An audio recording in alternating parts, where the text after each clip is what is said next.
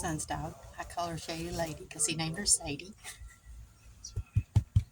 I'll show you a little bit of our trip today me and Jasmine took and what we got, and I'll show you planting up some topiaries I found on clearance yesterday. So that's my present to me for my birthday because I've always wanted a spiral topiary. And tell you what I will do to take care of them this winter and what they look like after I get them planted up. I'll show you planting one up and then what they look like before I put them.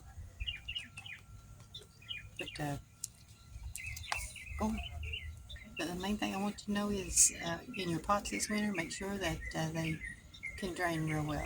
That you've got them up off the ground. If they're sitting on a flat surface, get them up off of that. If they're sitting in like gravel, they'll probably be okay. Move your pots up close to your house. Believe it or not, that heat from the house will help keep them warm. You may have to move them inside if you're in a really northern climate. So far, I've not had no trouble with them, but I don't have those big, thick, heavy uh, clay pots either. I know they are really bad for busting in the wintertime. And that's because that clay will soak up water in them. And if that water freezes, it's going to cause them to bust. So really clay pots, you should take them in. But let's get busy. I'll show you what we got and tighten up these topiaries. So these are the 17.7 resin square planters. I got them at Home Depot. Put my topiaries in. First thing I got to do is knock out these drain plugs. Now I will knock off 4 of them out because conifers really don't like their roots stand in water, and I want it to drain really well over the winter time. It does have a little edge here so the water can drain out, and these will be sitting on top of rocks or gravel, so that way they'll drain better too. If you're putting your planters on a solid surface, like that over there is, you got to get that pot up off that. It'll help with freezing in the wintertime. It'll let the water drain. If it's sitting on a solid surface, the water can't drain out really well, and it can freeze in there and bust your pots.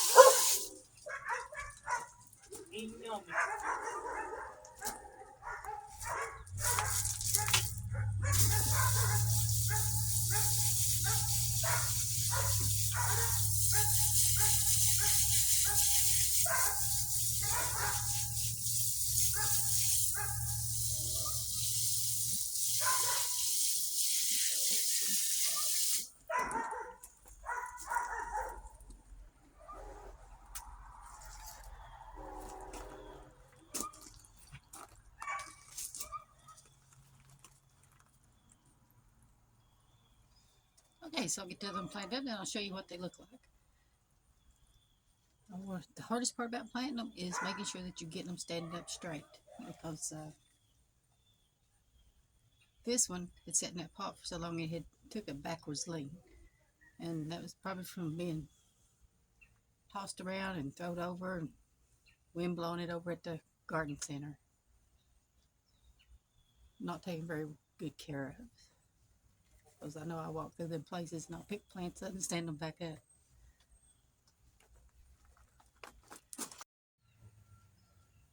So here they are planted up. I think they look really good there. These two I had started a year or two ago. They were half that size, and they're starting to grow up. They didn't get trimmed back this year like they should have, but it's too late now to trim anything up. That's the reason I don't trim up these topiaries yet. I'll wait till spring. And you probably can see, so like in the top of this one, the metal spike that they use to train it to grow straight up. And once I know they are well established, I'm going to survive, I'll take those out. But they'll stay in there for now. I'm not going to do any trimming on them because it's supposed to be like 37 tomorrow night, and that's not a good time to trim on your boxwoods or anything that's going to be out in the cold. So I'll show these in the spring when I trim them up and shape them back up into the spiral form that they've got them in.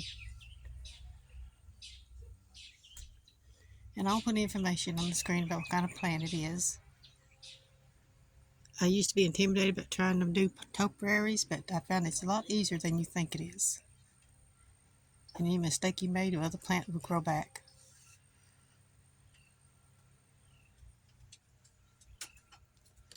And I forgot when I went to water in, I was going to put these pansies around the bottom, and I'll let the soil dry and come back and do that later.